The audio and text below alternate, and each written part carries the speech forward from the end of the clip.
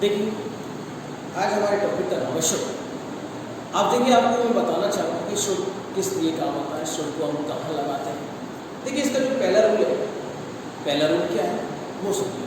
तो देखिए, ये शुड का प्रयोग होता है वो नैतिक कर्तव्य, नैतिक कर्तव्य को अंग्रेजी में कहते हैं मॉरल ड्यूटी। दूसरा है सलाह, एडवाइस, और तीसरा काम है नैतिक बाध्यता, जिसे कहते हैं मॉरल ऑब्लिगेशन, को व्यक्त करने के लिए किया जाता है। ध्यान दीजिए, दोबारा मैं बोल रहा हूँ, शुड का प्रयोग मॉरल ड्यूटी, मॉरल ऑब्लिगेशन और एडवाइस के लिए किया जाता है। देखिए, इसके लिए मैं आपको एक एग्जांपल बताता हूँ। To express moral obligation, moral obligation का मतलब नैतिक बाध्यता। और नैतिक बाध्यता क्या है? You should respect your elders. अभी आपकी नैतिकता है, यानी नैतिकता के हिसाब से बाध्य हो कि आपको अपने बड़ों को क्या करना चाहिए, सम्मान करना चाहिए। तो you should respect your elders, आपको क्या करना चाहिए, बड़ों का सम्मान करना चाहिए। सेकंड में इसका मतलब you should do our duty honestly. अब we should do our duty honestly, हमें हमारे कर्तव्य का ईमानदारी से पालन करना चाहिए। तो देखिए, ये हमारे क्या हो गई, मॉरल ऑब्लिगेशन।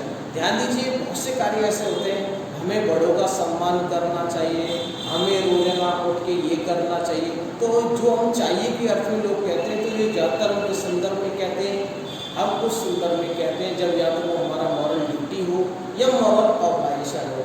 जैसे आपको अपने माता पिता की आज्ञा का पालन करना चाहिए, तो ये आपकी मॉरल ऑब्लिगेशन है। और लेकिन यदि आपसे कहा जाता है कि एक अध्यापक को अपने विद्यार्थियों को अच्छे अनुशासन की सीख देनी चाहिए, तो ये आपका जो हो गया मॉरल ड्यूटी हो गई। तो कहने का तात्पर्य क्या है कि शुड का प्रयोग हम मॉरल ऑब्लिगेशन और मॉरल ड्यूटी के तहत करते हैं।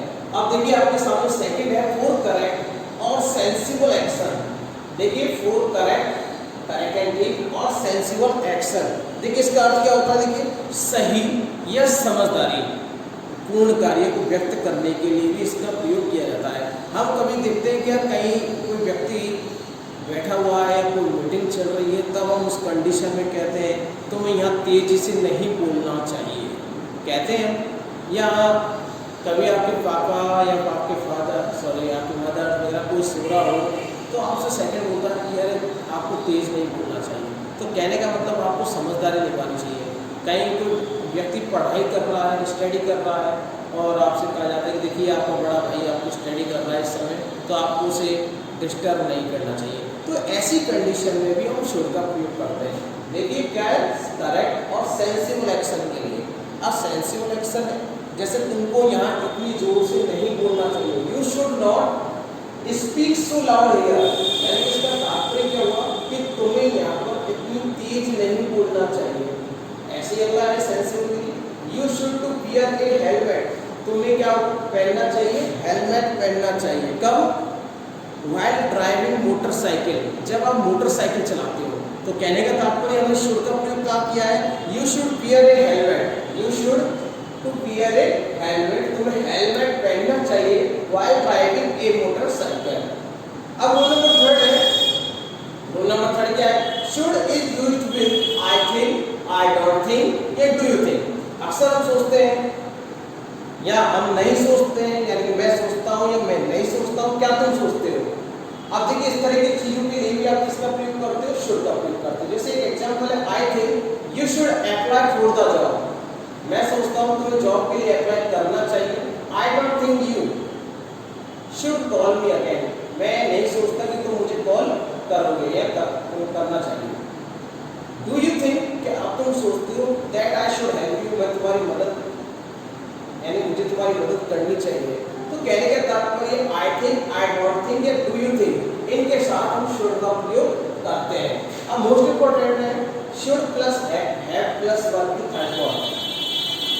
देखिए, यहाँ पर तो बात की थी मैंने मॉरल ऑब्लिगेशन की, लेकिन अब मैं बात करूंगा यहाँ पे शुड हैव प्लस वर्ब की थर्ड फॉर्म में अनफुलफिल्ड ऑब्लिगेशन। अनफुलफिल्ड ऑब्लिगेशन का अर्थ होता है कि ऐसी जो बाध्यता जो पूरी नहीं हो, मतलब बाध्य तो थे आप, लेकिन वो आपने पूरा नहीं किया। एग्जाम्पल के तौर पे देखिए, अक्सर इसका प्रयोग हम पास्ट के हिसाब से करते हैं। इट वॉच, देखिए वॉच आ रहा है यहाँ पर, देखिए वॉच आ रहा है, तो ये पहचाने कि हमें आप शुड के साथ किसका प्रयोग करना है, हैव का प्रयोग करना है, क्योंकि ये अनफुलफिल्ड ऑब्लिगेशन हो गया। इसका मतलब आप इसे पास्ट ऑब्लिगेशन भी कह सकते हैं। तो इसका तात्पर्य क्या हुआ कि आपको पहचाना है, अगर सेंटेंस आपको यहाँ पे पास्ट दिखाई दे रहा है तो आपको शुड हैव प्लस वर्ब की थर्ड फॉर्म का प्रयोग करना है। जैसे इट वाज रियली एक गुड फिल्म, यह एक बहुत अच्छी फिल्म थी। You should have come to watch it, तुम्हें इसे देखने आना चाहिए था। तो देखिए पास्ट में पहुंच गया। अब देखिए इसका मतलब क्या हुआ, अच्छी फिल्म थी, देखने आना चाहिए था, तो इसका मतलब वो बंदा पिक्चर देखने नहीं यानी मूवी देखने नहीं गया। तो मतलब जो आपका ऑब्लिगेशन था वो पूरा नहीं हुआ, यानी कि इसे कहेंगे अपन अनफुलफिल्ड ऑब्लिगेशन। दोबारा से मैं बोलता हूँ कि ऐसी कोई बाध्यता जो उस समय पूरी नहीं हुई हो, तो उस कंडीशन में हम शुड हैव प्लस वर्ब की थर्ड फॉर्म का प्रयोग करते हैं। ऐसे ही अगला है you should have told him, तुम्हें उसे बताना चाहिए था, कहना चाहिए था that there was no water in the bathroom, कि बाथरूम में पानी नहीं है, यानी कि तुम्हें उसे कह देना चाहिए था कि बाथरूम में पानी नहीं था। इसका मतलब उसने बताया नहीं। अब आगे बात करते हैं, she should not have read the mail, she should not have read the mail, it was not sent to her. तो पहला सेंटेंस क्या, she should not have the mail, उसे मेल पढ़ना नहीं चाहिए था। ध्यान दीजिए, उसे मेल पढ़ना नहीं चाहिए था। It was not sent to her, ये उसे नहीं भेजा गया था। तो कहने का मतलब उसने मेल पढ़ लिया, मतलब कोई कभी चीज़ आप क्या दूसरे की पढ़ लेते हो, या कोई चीज़ गलती से आपके पास आ गई और आपने उसे रीड कर लिया, तो उसके बारे में कहा जाता है कि उसे ये नहीं पढ़ना चाहिए था, यह उसे भेजा, यह उसे नहीं भेजा गया था। तो इसका मतलब उसने पढ़ लिया, तो ये भी क्या हो गया, अनफुलफिल्ड कंडीशन हो गई। अब बात करते हैं should plus have plus verb की तरफ। नॉर्मली तौर पे हम इसका प्रयोग कब करते हैं? देखिए हम अक्सर जानते हैं कि should plus have plus verb की थर्ड फॉर्म का प्रयोग शुड के पास्ट के हिसाब से करते हैं। कैसे? यदि एक सेंटेंस है, देखिए दोनों एक जैसे हैं, बस अंतर थोड़ा सा, एक प्रेजेंट की बात करेगा, एक पास्ट की बात करेगा। कैसे? तुम बहुत थके हुए हो, अब तुम्हें सोना चाहिए। तुम बहुत थके हुए हो, अब तुम्हें सोना चाहिए। तो ये तो बात कर रहा है प्रेजेंट की। लेकिन हम बात करते हैं पास्ट की कि तुम गत रात्रि, पिछली रात्रि को थके हुए थे, तो तुम्हें सो जाना चाहिए था। तो ये बात हो गई हमारी पास्ट की। दोबारा समझिए, you were very tired so should go to bed now, तुम बहुत थके हुए हो, अब तुम्हें सोना चाहिए। लेकिन ऐसा अगर हम शुड हैव का प्रयोग करते हैं, शुड हैव का प्रयोग कर प्लस वर्ब की थर्ड फॉर्म, यानी कि शुड हैव के साथ वर्ब की थर्ड फॉर्म आएगी, तो उस कंडीशन में सेंस हो जाएगा, ये पास्ट में जाएगा। You were very tired last night, तुम पिछली रात्रि या लास्ट नाइट को थके हुए थे, तो तुम्हें सो जाना चाहिए था। तो इसका तात्पर्य क्या हुआ, शुड प्लस हैव आपको कब प्रयोग करना है, जब कोई बात आपकी पास्ट की हो।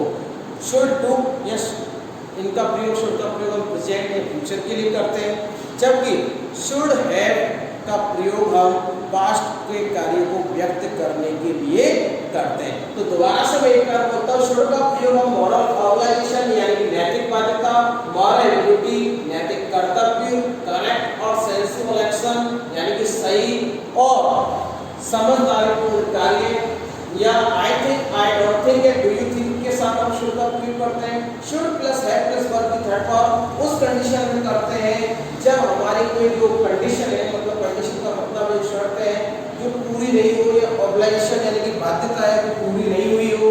साथ में शुड प्लस हैव वर्ब की थर्ड फॉर्म का प्रयोग जब करते हैं जब हम कोई पास्ट की बात का प्रयोग कर रहे हो।